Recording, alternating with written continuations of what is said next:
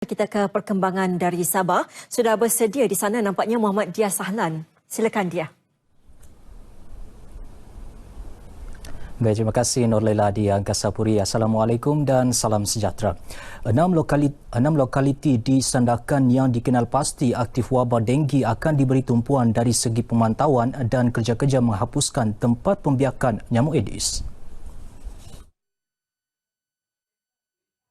6 lokaliti itu projek perumahan rakyat PPR Taman Mesra, Taman Merpati, Berhala Darat, Kampung Forest, Kampung Bahagia dan All Sleepway. Menteri Kesihatan dan Kesejahteraan Rakyat Datuk Stephen Wong Tien Fat berkata kementeriannya menerusi unit tugas khas Parlimen Sandakan bersama Jabatan Kesihatan Daerah akan mempergiatkan penyemburan kabus bagi mengekang penularan wabak denggi di kawasan terbabit.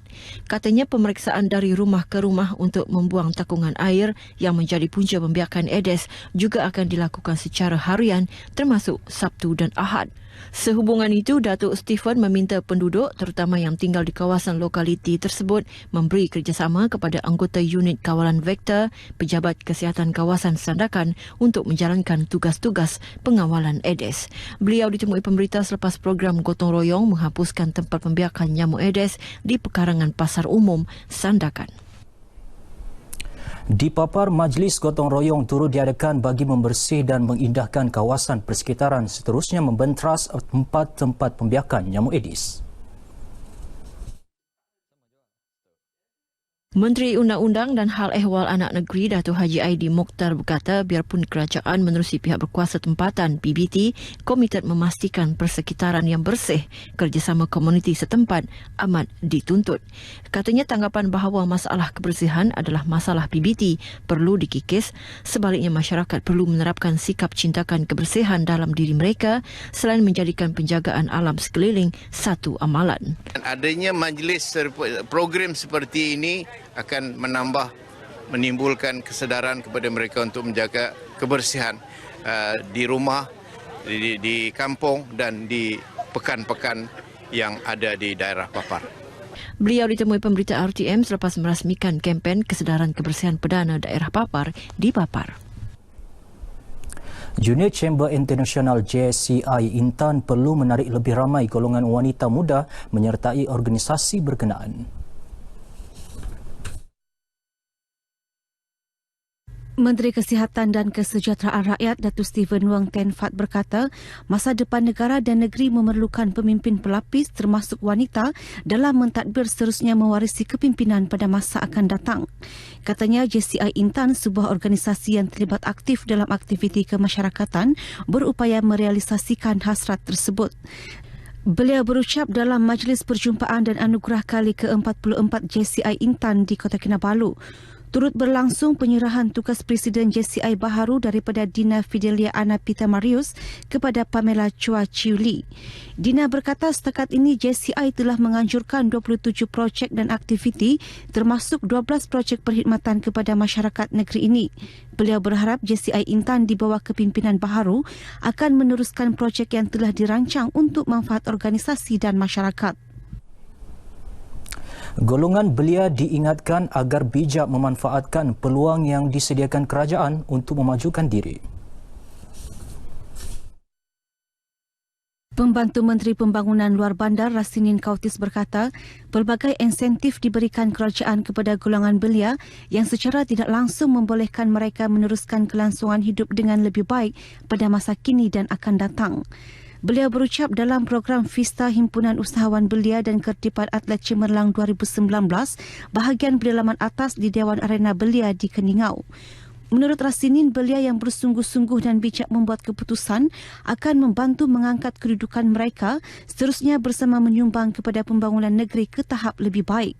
Katanya, ia bertepatan pelan strategik pembangunan belia negeri Sabah dan dasar belia Sabah bagi meningkatkan lagi kesejahteraan belia dan melahirkan belia sebagai peneraju serta pemangkin pembangunan negeri Sabah.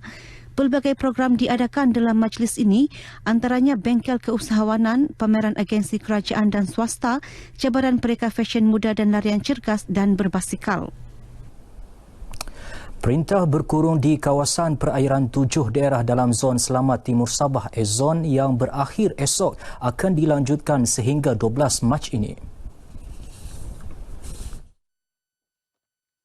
Mengumumkan perkara itu, Pesuruhjaya Polis Sabah Datuk Omar Mamah berkata perintah berkurung dari pukul 6 petang hingga 6 pagi itu meliputi kawasan perairan Tawau, Semporna, Kunak, Lahad Datu, Kinabatangan, Sandakan dan Beluran.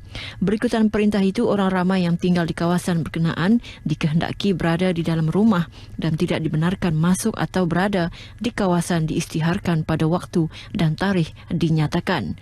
Pelaksanaan perintah itu untuk memastikan kawasan perairan terbabit tidak dicerobohi pengganas yang mengancam keselamatan para penyelidik antarabangsa yang menjalankan penyelidikan dan pelancong asing melawat Pulau Peranginan. Datuk Omar Mamah berkata perintah itu juga bagi menjamin kesejahteraan rakyat Sabah yang menjadi pengguna perairan dan rakyat yang berada di kawasan daratan Ezon selain menimbulkan rasa selamat dan yakin pengusaha chalet serta nelayan dengan kehadiran pasukan keselamatan. Seramai 12 individu termasuk seorang wanita ditahan dalam op sarang di dua lokasi berasingan di sekitar Kota Kinabalu semalam.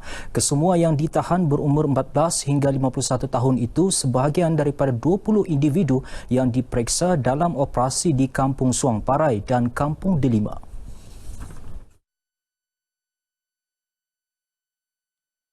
Ketua Polis Daerah Kota Kinabalu, SCP Habibi Majinji berkata mereka ditahan dalam operasi yang bermula dari pukul 2 petang hingga pukul 7 malam. 8 lelaki ditahan dalam operasi itu disiasat di bawah Seksyen 15-1-A Akta Dadah Berbahaya 1952, manakala 3 lelaki disiasat mengikut Seksyen 6-1-C Akta Immigration 1959-63 dan wanita terbabit disiasat di bawah Seksyen 4-1-C Akta Rumah Judi Terbuka 1953. Turut dirampas wang tunai RM250 dan sebuah telefon bimbit. SCP Habibi berkata, op sarang dilancarkan berdasarkan risikan dan maklumat orang awam bagi membendung kegiatan penyalahgunaan dadah sekaligus mengambil tindakan ke atas sindiket pengedaran dadah yang wujud di kawasan terbabit. Katanya usaha membantras pengedaran dan penagihan dadah di sekitar Kota Kinabalu akan terus diperhebat demi kesejahteraan masyarakat setempat.